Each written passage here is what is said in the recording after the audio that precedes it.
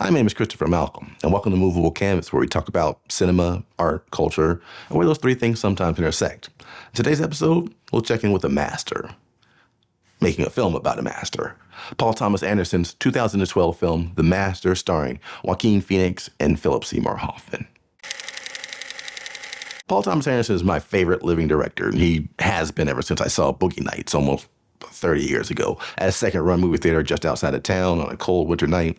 Very few, if any, current directors have such a recognizable style on the films they produce. You just know when you're watching a PTA film, even if you don't always know what to expect from it. This type of authorship is all the more amazing when you think about the breadth of the type of films that he's made throughout the years. I mean, what kind of brain comes up with both Phantom Thread and Licorice Pizza? Interestingly, even though today we're talking about The Master, my favorite PTA film, the one that convinced me to go all in on him, was Magnolia. I know some people love it, some people hate it, but to me, that absolute bravura, expressional style is just intoxicating. I have no idea why a random music break in the middle of a 3-hour movie to have characters singing an improvised Aimee Mann song exactly works for me, but I just have an appreciation for the bravery and confidence in that direction. And I think that film for me is case study 101 and what makes Paul Thomas Anderson my favorite living director. The thing that sets PTA apart as a director for me is authorship. This may be because he's a writer-director, so he lives with the story from inception through Final Cut. In recent years, he's actually even become his own cinematographer. As someone who's both a writer-director as well as work as a director-DP, I have a particular appreciation for that mix of skill sets. But what Paul Thomas Anderson really excels at is getting performances out of his actors. Oftentimes, he didn't get great performance from lots of great actors simultaneously, given that many of his films have a large ensemble cast. If you ever worked with an actor, or if you are an actor, you'll know that every single actor is different, sometimes very different. Some are deep into the method and have to live and breathe their character every moment on and off set to make it feel real. Others can just exist in that character between action and cut and instantly revert to their real selves and head to the trailer and carry out the rest of their lives. Acting was one of the hardest artistic skill sets to master, and each performer will come at the technique from a different angle. A director's job is to be able to work with each of those actors on their own terms, to maximize each individual performance and melt it into a larger cohesive piece so that the entire cast feels that they're all one. Regardless of the techniques each actor individually used to get there, this is a lot easier said than done. When you're a director, you have a responsibility for more than just actors. You have a production designer to collaborate with to decide on the look of the film. You work with your cinematographer to decide how the film is going to be shot. There's so many moving pieces that come into play that you're constantly having to prioritize whose needs you should satisfy first. Something might work perfectly for the cinematographer and the production designer, but not feel right to the actor. Or the actor might really feel that their character should move to a very specific part of the set during the scene, but it goes completely against your planning, and accommodating that would mean massive production move and maybe an entirely different approach, and likely tens of thousands of production delays.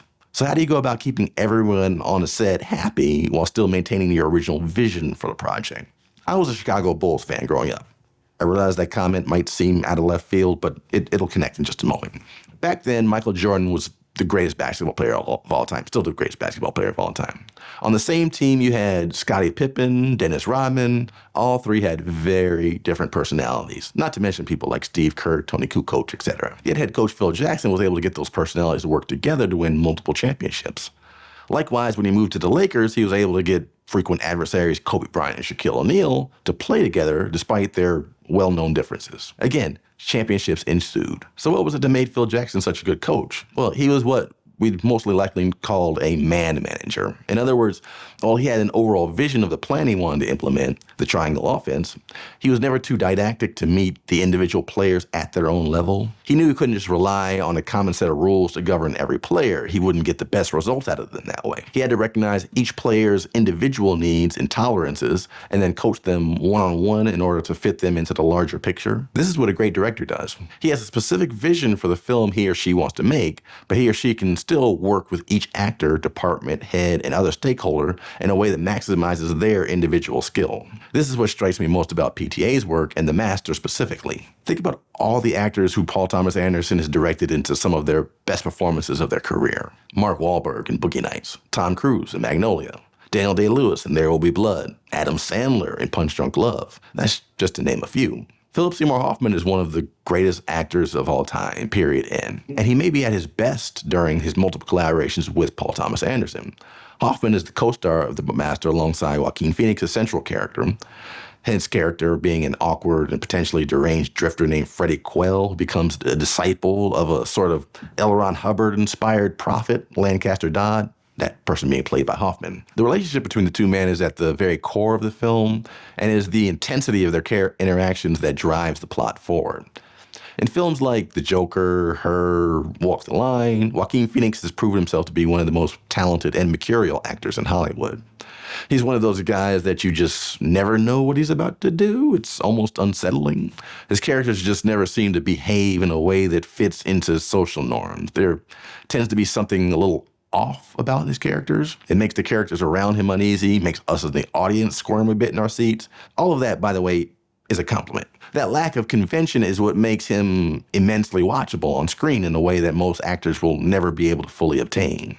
But how exactly does he achieve this level of performance? One clue was all the press leading up to Phoenix's Oscar-winning performance as the Joker.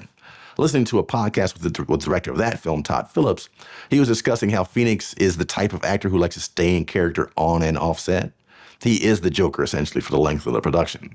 So in an effort to both not break character and be able to pick up unscripted gems, Phillips would never actually call action or cut on sets. Essentially, what he just did was set the camera up, roll it, then he would allow Phoenix to enter the scene at his own pace and just get started. Even the sets were designed in such a way to let Phoenix just kind of wander off, preset blocking in any moment if necessary. So all Phoenix really had to do was behave, which, after all, is the core of what acting is. Now, this may sound a bit indulgent, as other actors on the set might not have had such latitude, but Phillips knew that this was the best way to maximize Phoenix, who was in the titular role. When I was rewatching The Master again last weekend, I felt as though Anderson may have used a similar approach to directing Phoenix's devastating portrayal as Freddie Quell. Take, for example, the iconic training scene where Joaquin Phoenix and Philip Seymour Hoffman go head-to-head in kind of like this dark room. Seymour asked Phoenix specific questions designed to elicit a response.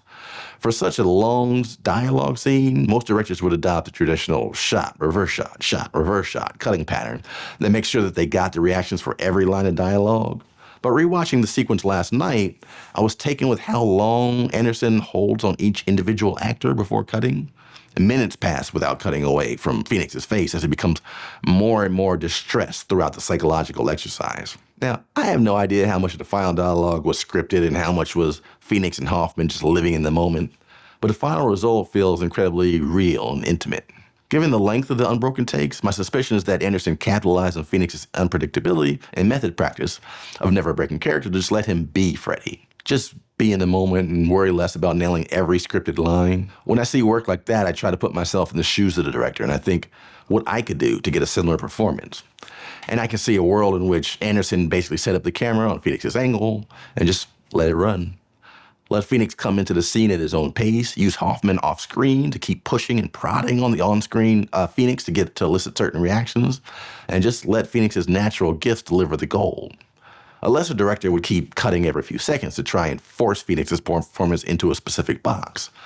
The gift Anderson gave was to let his performance breathe, warts and all. Later in the film, there's a sequence where Freddie Quell is asked to kind of pace back and forth in front of this audience and recite a set of specific words. Every time he messes up, Lancaster Dodd makes him start over. As he inevitably blows part of the speech after part of the speech, Quell is getting more and more agitated. Again, Anderson gives Phoenix the freedom to live within that character.